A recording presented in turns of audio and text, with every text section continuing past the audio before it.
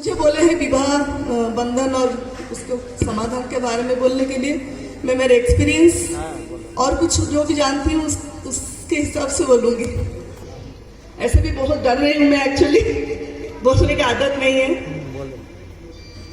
तो विवाह जो है एक बहुत पवित्र रिश्ता होता है, लेकिन आजकल देखिए विवाह का बहुत विच्छेद हम लोग सुनते हैं कि विवाह डिवोर्स की मात्रा इतना ज़्यादा बढ़ गया है, तो हम उसके समाधान कैसे करें।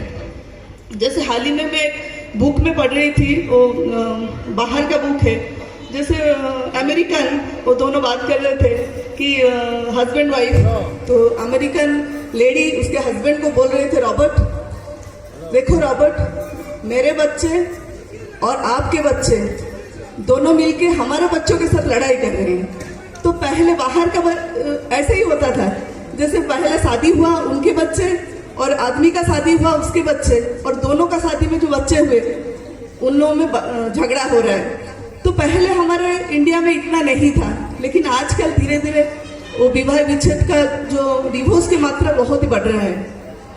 तो विवाह इतना पवित्र रिश्ता है, फिर भी ऐसे क्यों हो रहा है। तो ऐसे होने का मैं तो समझती हूँ ये होने के इसलिए ईगो के लिए है। ईगो जहाँ है वहाँ पे विवाह का जो डिस्टर्बेंस होता है। तो जैसे मैं एक एक्सपीरियंस बोलती हूँ कि हम जब हमारे घर के पास एक नए जो शादी से पहले वो आए थे, तो हमारे घर आके वो हमारे घर के पास वो रेंट में रहना चाहते थे। तो आके देखे, हमसे भी मिले, हस्बैंड वाइफ, बहुत अच्छा लगा दोनों का। हम दोनों, मैं और मेरे पति बात कर रहे थे, देखिए कितना अच्छा लगता है कि बहुत अच्छा कपल बनेंगे। तो जैसे आए थे, तो उसके बाद क्या हुआ कि थोड़े दिन में 5-6 मंथ के बाद वो जो लेडी है वो मुझे आके बोली, भाभी और मैं और नहीं रह पाऊंगी, मुझे और नहीं होता है, मैं और सहन नहीं कर पाऊंगी। तो मैं बोले सहन करने का क्या बात है। बोली नहीं, मैं एडजस्ट नहीं कर पाऊंगी, मेरे पति सॉफ्टवेयर इंजीनियर है, लेकिन मैं तो एयर होस्टेस हूँ, तो मैं क्यों सहन करूँ उनके बाद। वो जो बोलते हैं उनके बाद मैं क्यों सहन करूँ, वो मेरे बाद सहन करना चाहिए।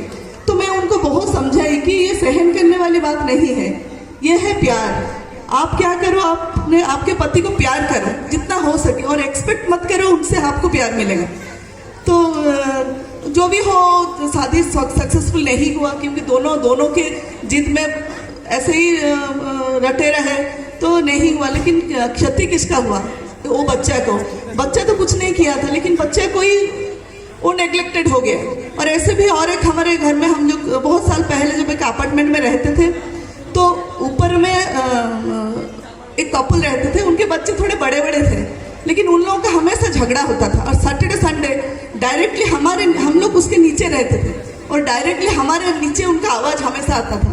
और थोड़े ही दिन में हम देखे कि वो जो बच्चा है बहुत समेट गया है, 11-12 स्टैंडर्ड में पढ़ रहा था, लेकिन बहुत समेट गया था। तो ये इसलिए होता है कि हम लोगों को बहुत, हस्बैंड वाइफ को बहुत ही देखना चाहिए, जैसे माँ बाप में झगड़ा ना हो, जैसे पति में ये थोड़ी बात के लिए नहीं हो। और देखिए जैसे हम लोग शादी करके आते हैं, माँ बाप भाई बहन सब रहते हैं, लेकिन एक टाइम में क्या होता है, माँ बहन भाई सभी थोड़ा हमसे दूरी, हम माँ बाप भाई बहन सब हमसे थोड़ा दूरी हो जाते हैं। एक ही रिश्ता अटूट रहता है जो पति का रिश्ता है, वो हमारे ब्लड रिलेशन में नहीं होते, फिर भी उनके साथ हमारा रिश्ता कितना अटूट हो जाता है। हम सभी कुछ उनके साथ ही शेयर कर सकते हैं, शायद शादी के बहुत साल के बाद हम माँ बाप के साथ भी वो बात शेयर नहीं कर सकते हैं जो हमारे पति के साथ शेयर करते हैं। तो ऐसे ही एक हमेशा मेरे हस्बैंड इसको बोलते हैं, जब भी वो जाते हैं स्पीच देने के लिए, तो मैं इसको बोल रही हूँ, जैसे ये मजाक की बात है लेकिन इसमें भी कुछ है। जैसे मैरिज के फर्स्ट ईयर में husband speak wife listens, second year में वाइफ स्पीक्स हस्बैंड लिसन्स, और थर्ड ईयर में husband wife both of them they speak and neighbour listens. So ऐसे ही होता है कि पहले जो साल है आदमी बोलता है और औरत सुनती है, दूसरे साल में औरत बोलती है, पति सुनते हैं, और थर्ड ईयर में ऐसे होता है पति पत्नी दोनों बोलते हैं और नेबर सुनता है। तो ऐसे होता क्यों है, इसीलिए होता है कि हम लोगों को प्यार धीरे धीरे कम हो जाता है। हम दोनों हमेशा, पति को हमेशा सोचना चाहिए कि मैं पत्नी को सोचना चाहिए कि मैं पति के लिए क्या कर सकती हूँ, वो कैसे खुश होंगे, और उनसे कुछ मैं एक्सपेक्ट नहीं करना चाहिए। जैसे मैं प्यार करती हूँ मतलब मुझे भी वो प्यार करे, मैं ये देती हूँ मतलब वो भी मुझे दे, ऐसा नहीं करे। हर जगह में पति को भी ऐसा सोचना चाहिए और पत्नी को भी ऐसा सोचना चाहिए। तो ऐसे सोचेंगे तो उनका घर बहुत ही अच्छा बढ़िया घर हो जाएगा। और हम बोलते हैं जैसे हम एक घर बनाते हैं, घर जब बनाते हैं तो ईंट के ऊपर ईंट रखते हैं तो घर नहीं बनता है, उसके लिए सीमेंट चाहिए। वो तो सीमेंट जो है, सीमेंट हमारे ठाकुर जी होना चाहिए, जैसे आइडियल सेंट्रिक लाइफ जैसे जोड़ के रखता है, सीमेंट जैसे ईंट के ऊपर ईंट जोड़ के रखता है, तो हमारे लाइफ में ठाकुर जी रहेंगे।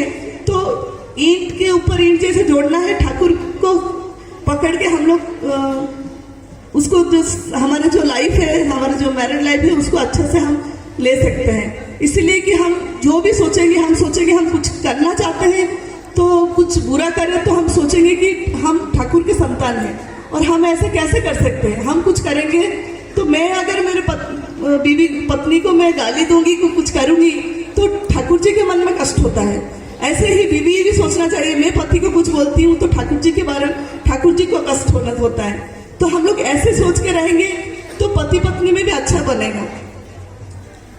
तो ऐसे ही एक बार हम लोग चेन्नई में सत्संग में गए थे। आज के आचार्य दादा बोल रहे थे कि एक जगह में कुछ एक प्रोग्राम में आए थे, तो कोई एक वो लीडर नेता लोग आए थे, बोले हम अभी लड़की और लड़के में, मेल और फीमेल में समानता कैसे हो उस बारे में हम एक मीटिंग करना चाहते हैं।